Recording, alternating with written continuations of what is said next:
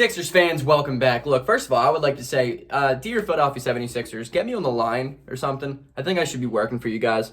I mean, rumor comes out today that the Sixers are eyeing Nemanja Bjelica, and I made a video 2 days ago about how the Sixers should be eyeing Nemanja Bjelica. So, I mean, yo, Daryl Moore, you watch my videos, bro? Are you one of my 80 viewers? That's huge. Huge. What's up, Daryl? What's going on, buddy? I'm naming my kid after you. So let's talk Nemanja Bjelica, since the Sixers are eyeing him up. Peace out, Nick. I'm looking around NBA trade machine. I'm trying to figure out, what are we going to do? What's going to salary matching? How are we going to make this deal done? Because personally, I'd like to say that Bjelica is a very good fit for Philadelphia, just naturally from his skill set. It's going to match Philadelphia, and it's going to be good, okay?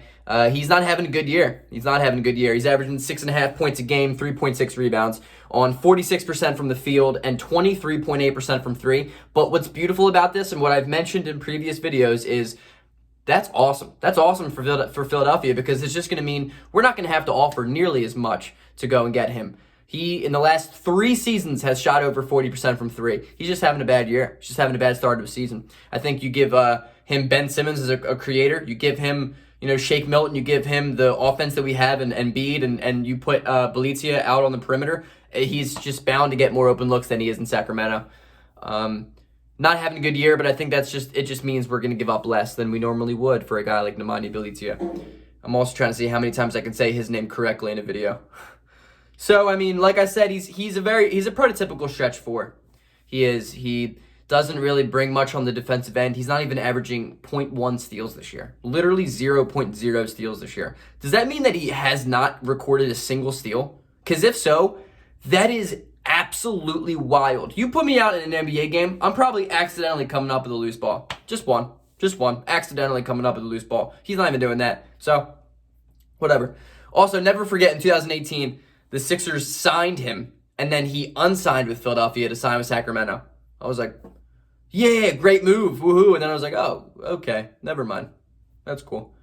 But my trade offer here is I have two. Mike Scott and Tony Bradley for Nemanja Bjelica. Salaries match perfectly. Everyone's on a 1-year deal there, so whatever. And, Sacramento needs a backup big man. Tony Bradley could probably fit it. He's still a little bit young. You can get more of a playing time in Sacramento than he is in Philadelphia. I also have Mike Scott and a second-round pick for not for Tony Bradley. God, no. Mike Scott and a second-round pick for Nemanja Bjelica. I don't know how that financially works. Scott's making around $5 million. I think it's $5 million. I think it's $5.05 million a year, if I'm correct. And Bjelica is around $7 million. I don't know if we can take that $2 million hit. I don't know. That's why I had Tony Bradley's contract in there too. But if we can, I think Mike Scott in a second-round pick is decent. I think it's decent.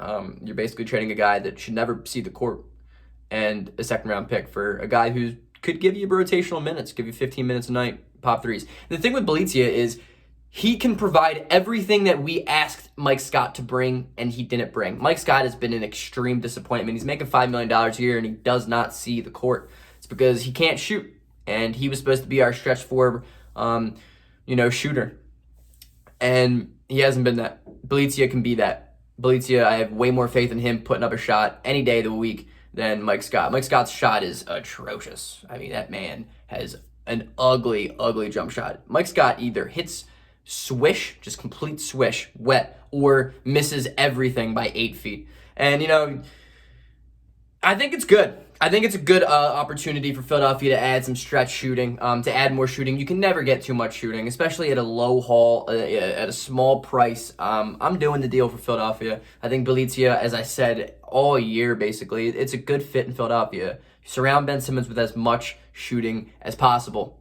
And Bjelica is a shooter, and shooters shoot. He reminds me of Davis Bertans a lot. He's not...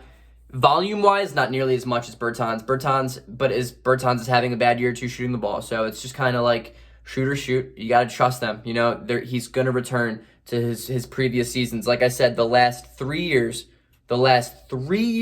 he has shot, let me look at it, 42% from three. 40% from three and 41.5% from three on over 3 attempts every single game.